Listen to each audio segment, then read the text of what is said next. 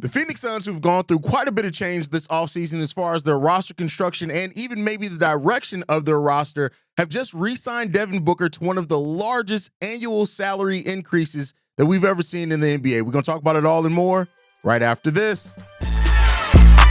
Welcome to the number one place for your daily basketball news and analysis, NBA Central.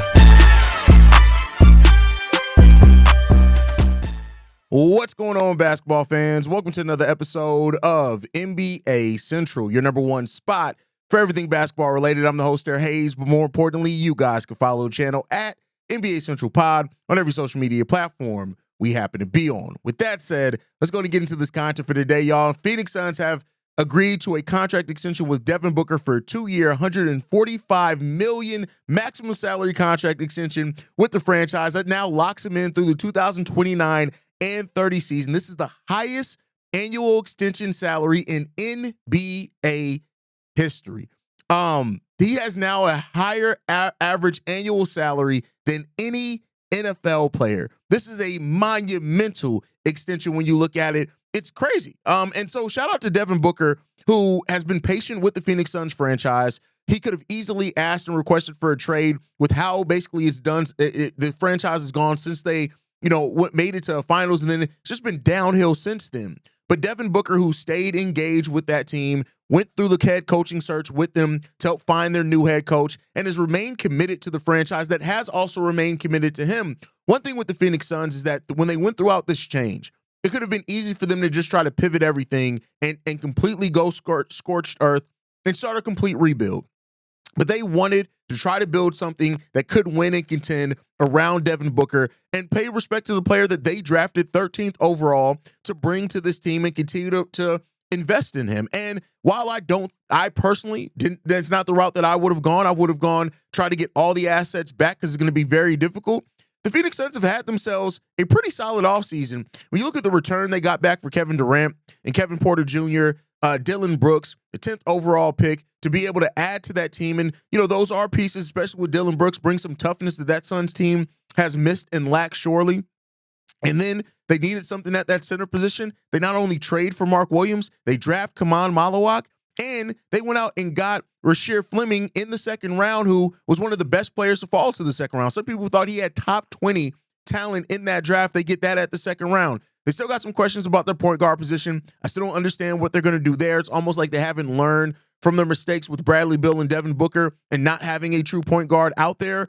But you can't deny that this team has done and made some moves to reconfigure this roster around Devin Booker. And Devin Booker now rewards that with signing a new contract. They now don't have to worry about Devin Booker to be locked in. If he's going to request, well, he could still request a trade. I guess that doesn't stop him from requesting a trade. But don't have to worry about him booking it out of there and getting up out of there. But I still have a question on, is this the right decision for the Phoenix Suns? Is this going to be something that the Phoenix Suns come back around and they look at and they regret not going full asset mode and acquiring assets and then clearing the deck and trying to start rebuilding with, that's what we see teams do. Young talent or a bunch of draft picks, then you draft all over time, you try to get that in. Now we know the Phoenix Suns have never been a huge free agent destination, so that may be why they want to keep a player like Devin Booker with their roster. With him being 29, he's still in the prime of his career. You now have him locked in through the 2029-30 season until, the summer of 2030 is when he'll become a free agent now. And, they'll have some more flexibility coming up as well.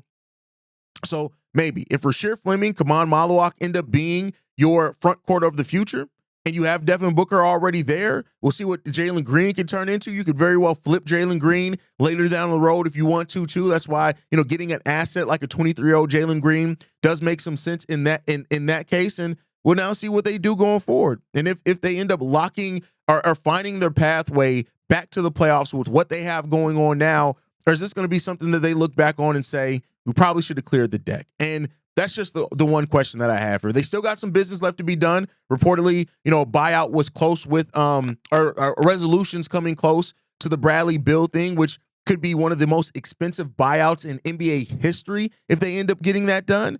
And if they do, cool. That gets them to the place of being able to use their mid-level exception. He would have to give up $14 million back on the deal. And if they can do that, you can go out and add another talent. Now the talent pool is starting to dry up a little bit out there. And so they'd have to look at who really out there do they want to use that exception on or whatever happens there. But, the Suns aren't done yet. And I think this may be a precursor to finally coming to terms with Bradley Beal, getting him up out of there, and then maybe you use that to try to go out and find a point guard out there on the market that maybe can help you, whether it's trading for one or doing something like that, if you can do that. But I think that's got to be the next thing, I would think, right? But then again, you never know what's going to happen. The Suns already created a situation like they did where they weren't worried about a point guard. Who's to say that they start worrying about one now? I mean, that's really what you look at for. You just never know what's going to happen. So when you look at point guards that are still available, Malcolm Brogdon's still out there. Now, he's probably going to join a playoff team. Chris Paul's still out there. Doubt they're going to go back to that well. Gary Payton II, not really something that fits there a lot either. Russ is reportedly, maybe talking to the Bucks. So there's not really a lot of point guards out there now that could really help them. So unless they plan on going to the drawing board and trying to trade for one, which is a possibility, right? They could try to do that. This may be just their roster, at least right now. They may look to make some pivots or some moves once the regular season starts. But let me know what you guys think on this move by re-signing Devin Booker to the largest annual extension that's happened before. Like, he is going to be making crazy money the last 2 years of this deal. Ridiculous money in the last 2 years of the deal. You're talking about making, like, Jesus Christ, that's ridiculous money, man. So, hey, shout out to Devin Booker for getting paid. One thing that I want to make sure that we always do here is it's never hated on the players for getting their money. Go out and get your coin, young fella. But $72 million, $72.5 million per is crazy for any player. Like, that's what we're reaching and we're looking at right now. We are about to start getting to the place where $70 million contracts for top end talent or teams that are signing maybe their third or fourth contract with the same team, that these extensions are just going to start getting ridiculous when it comes down to it. Yeah, man, just reflecting on that. But is this the good direction for the Suns? Time will only tell them that. We won't know right now. All we can do is talk about it in the framework of what we currently know and what could happen. But, maybe the Suns see a pathway in this where by the end of this Devin Booker contract, that they are able to put a team around him that can compete in the Western Conference. I don't think that they're yet. I do think that they are better. And I think that they have a roster that kind of, even though it's still in balance, it makes more sense than what they've had there with role players. I think you're looking at a team with you got a team with Grayson Allen and Dillon Brooks on it. You're talking about agitators. They're definitely going to agitate some people. You got Mark Williams for I think 2 more years on his rookie scale contract. By then, maybe you're hoping that Kaman Malawak is turned into something for you to where you're not worried about re-signing Mark Williams, or maybe you can move him in a year or something like that. So you got the flexibility there. No, only 1 year until restricted free agency for Mark Williams there. So, they have to make that decision, but we shall see what the future does hold. Right now, the Phoenix Suns have really done a lot to kind of change the direction and the makeup of their roster. But will it be enough? Let me know what you guys think on that down below. Make sure you guys are following us at NBA Central Pod. You can send us any feedback, questions, comments, concerns, NBA Central Show at gmail.com. And then lastly, if you want to leave a text message and our voicemail for the mailbag, the number to do so, 773-270-2799. We are the #1 spot for everything basketball related. See you guys the next time I feel like making a video. Probably tomorrow. Peace, y'all. This has been a presentation of the Breaks Media.